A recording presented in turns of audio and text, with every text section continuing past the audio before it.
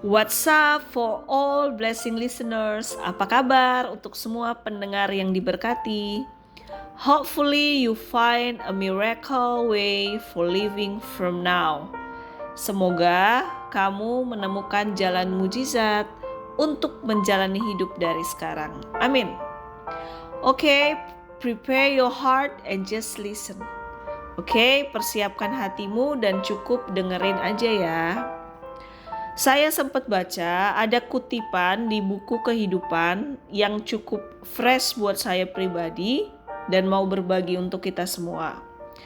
Yang membukakan cara pandang saya yang baru tentang satu hal, yaitu semua yang mualaf, murtad, bahkan ateis atau sejenisnya, semua disayang sama dia. Siapa dia? Sesama manusiakah atau? Oke, dengerin aja sampai akhir ya. Saya ada baca dari buku kehidupan bait ke-22.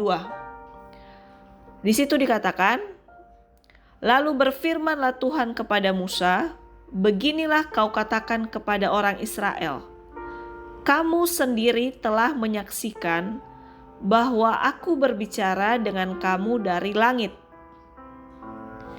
Dari kutipan yang baru dibaca, ada dikatakan di situ penggalan bahwa aku berbicara dengan kamu dari langit. Itu bisa diartikan Tuhan selalu punya inisiatif duluan untuk mendekat kepada semua manusia di bumi. Selalu pingin ngobrol duluan, selalu ada di depan kita, tidak pernah pergi dari kita. Bisa berarti selalu pingin menjawab kita lebih dulu, tapi mungkin kita aja yang sering tidak peka sama jawaban Tuhan. Walaupun sekarang secara fisik kita gak bisa menyentuh Tuhan, tapi cukup percaya aja. Kalau kita bisa ada, itu karena Tuhan. Tidak ada manusia yang bisa menciptakan dirinya sendiri. Kita bisa ada karena Tuhan. Dan di sini Tuhan bukakan. Tuhan yang selalu punya inisiatif, yang selalu punya gairah untuk selalu ada bersama kita, di dekat kita. Jadi ketika kita sendirian pun terasa tidak ada jawaban, terasa mumet, mentok, gak usah khawatir. Tuhan ada di dekat kita. Amin. Luar biasa banget kan? Siapa kita, siapa Tuhan, tapi Tuhan yang datang buat kita. Jadi buat kita yang pegang erat sama Tuhan, gak ada alasan kita itu sendiri di hidup ini. Tuhan ada. Kemudian dari kutipan itu dikatakan, aku berbicara dengan kamu dari langit. Secara logika gimana berbicara dari langit? Gak ada bangunan yang bisa sampai ke langit. Gak ada tangga yang bisa sampai ke langit. Tapi ini diumpamakan.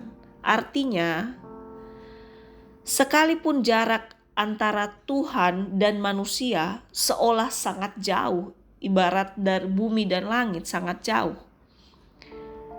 Jarak yang sangat jauh itu bisa diartikan mungkin dosa, pelanggaran, semua hal-hal negatif atau buruk lainnya yang membuat manusia malu, sungkan, atau tidak berani mendekat sama Tuhan.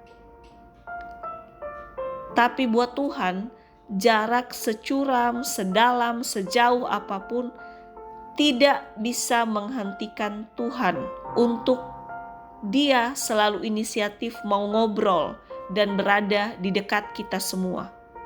Selalu dan selalu mau berada di dekat kita tanpa lelah, tanpa henti.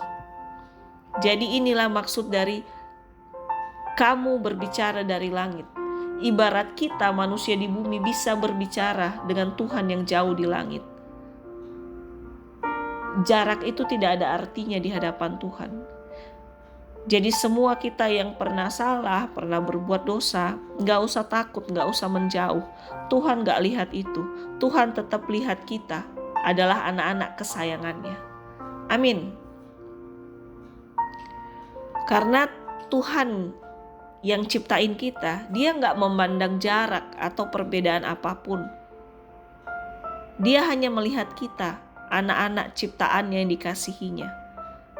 Dan kasihnya Tuhan tidak akan berubah atau luntur oleh apapun keburukan, kekurangan, kebejatan manusia itu tidak menjadi penghalang Tuhan untuk terus memeluk kita, untuk terus mau menolong kita, untuk terus mau membuka jalan yang buntu sama kita. Semuanya Tuhan lakukan karena Dia sayang sama kita. Amin. Kemudian dari kutipan kitab itu dikatakan, kamu sendiri telah menyaksikan.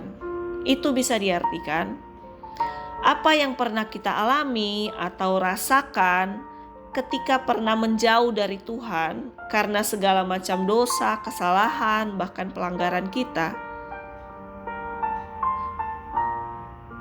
Pengalaman yang pernah kita alami itu bisa kita bagikan kepada sesama kita yang mungkin sedang menjauh dari Tuhan. Mungkin terbatas karena pekerjaan atau kesibukan, kita tidak bisa berbicara secara langsung. Tapi makanya minimal melalui YouTube channel ini saya mau bercerita. Jadi semoga yang mendengar diberkati. Kalau setiap manusia pasti pernah punya salah, pernah punya dosa, pernah punya pelanggaran sama Tuhan. Tapi biarlah pengalaman yang kita pernah alami, orang lain yang mendengar atau melihat ikut diberkati juga. Kalau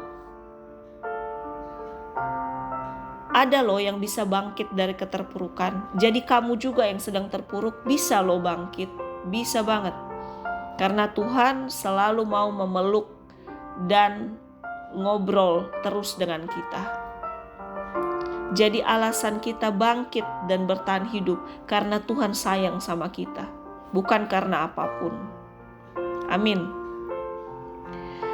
Kemudian dari kutipan itu ada dikatakan, beginilah kau katakan kepada orang Israel. Mungkin kalau sudah pernah baca kitab suci, orang Israel ini kan yang dikasihi Tuhan tapi sempat murtad, bersungut-sungut sama Tuhan.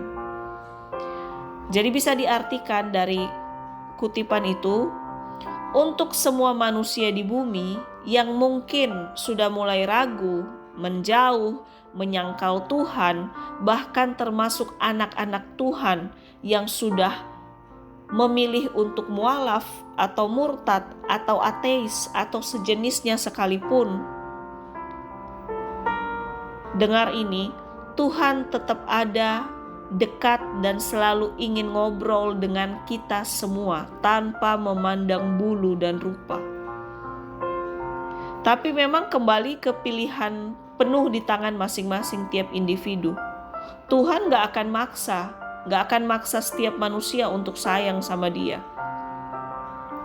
Tapi Tuhan janji tidak akan ada kekuatan apapun yang mampu mengusir Tuhan, mengusir Bapa dari hidup setiap kita. Sejauh apapun anak-anaknya, ciptaannya jatuh dan tersesat, pengampunan dan penerimaan kembali selalu ada untuk kita semua. Amin. Jadi yuk, sebelum hidup kita berakhir di dunia ini, ayo kita kembali ke Tuhan. Gak usah lihat diri kita, lihat Tuhan yang mengasihi kita. Itu sudah cukup. Ayo kembali ke pelukan Bapa, Dia menanti kita setiap detik. Amin.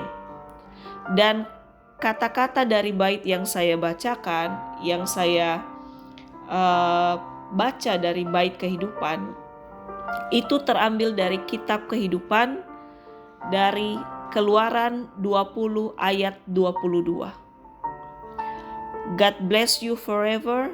Tuhan memberkati kita selamanya. Amin. Tetap semangat ya.